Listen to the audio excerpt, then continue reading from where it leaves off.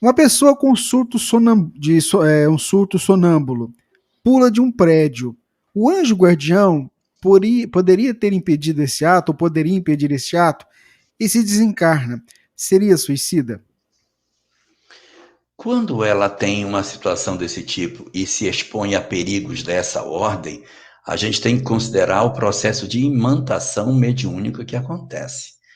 Então, diante das situações graves que ameaçam a existência, é muito, muito lógico que o mentor esteja presente na tentativa de impedir.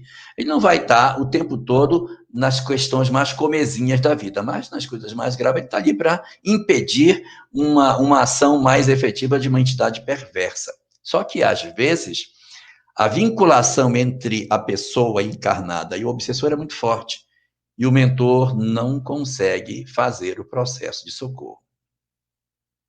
Nós temos um caso desse na obra, não exatamente isso, mas na obra Painéis da Obsessão, existe um capítulo chamado O Caso Fernando. Eu não vou dizer o capítulo, cadê o pessoal de Moarama? Eu não vou dizer o capítulo porque pode ser que eu erre, mas acho que é o capítulo 24, viu, Leda? Chama O Caso Fernando, em que ele mostra um desencarne que os mentores estão ali para fazer o desencarne dele. Só que, enquanto eles estão trabalhando no desencarne, que está praticamente fechando, chega uma turma de obsessores dele. Ele é uma alma profundamente perturbada, ele tem graves delitos, isso não acontece com qualquer pessoa. Ele tem delitos muito profundos do passado. E aí essas entidades entram no quarto e quando ele, moribundo, ali naquele momento em que você vê o mundo espiritual e vê o mundo físico, ele vê a chegada das entidades perversas que se aproximam do leito dele, ele se desespera. Ele entra em desespero, e aí, meu Deus, o que está acontecendo? E com esse desespero, ele desconecta dos mentores. Os mentores não conseguem mais exercer nenhum tipo de socorro a ele. Aí os mentores dizem, os obsessores, não adianta, ele é nosso, ele é nosso. E aí eles é que vão fazer o gerenciamento da desencarnação dele. E aí os mentores do lado tentando fazer alguma coisa, não, ele já conectou conosco, nós vamos levá-lo, nós vamos levá-lo. E eles levam esse cara com eles. Resultado, existe sim uma perturbação que pode levar a um fenômeno doloroso? Pode, mas esses processos eles estão muito vinculados a fenômenos de obsessão que há uma imantação entre a mente do encarnado com o obsessor, promovendo situações desse tipo. Ele pode saltar do prédio num estado sonambúlico ou mesmo em estado de vigília. Uma pressão obsessiva profunda joga uma pessoa do prédio.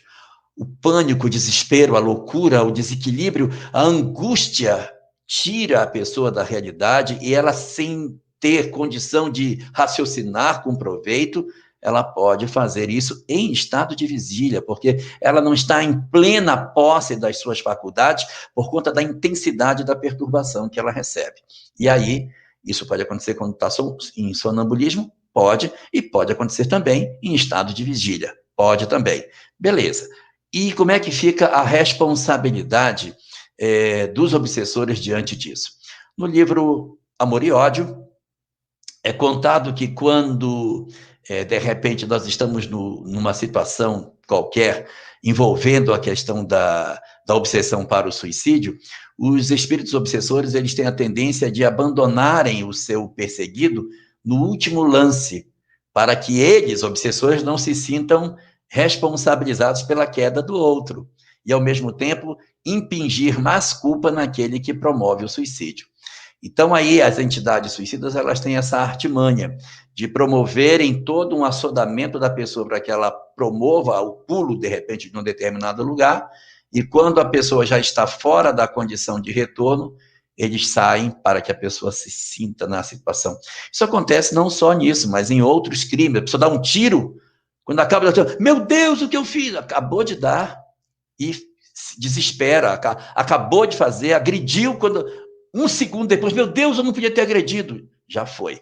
Já foi tomado naquele momento, foi um impulso de um segundo e a pessoa agrediu. E aí os obsessores têm muito a tendência de fazer isso para colocar culpa nos outros. Essa é a razão, segundo a própria obra diz, de muitas pessoas que chegam na beira do prédio e aí perdem a coragem de pular e voltam. A desconexão do obsessor foi um pouquinho antes e aí deu condição de socorro e de salvamento daquela pessoa que estava em tentativa de suicídio. Então, todas essas situações, elas ocorrem. Então, respondendo a sua pergunta, Patrícia, sim, pode acontecer, sim, de uma perturbação espiritual fazer isso, mas isso é porque o mentor perdeu a capacidade de conexão, porque a obsessão que leva ao suicídio, ela é muito mais profunda do que a gente imagina.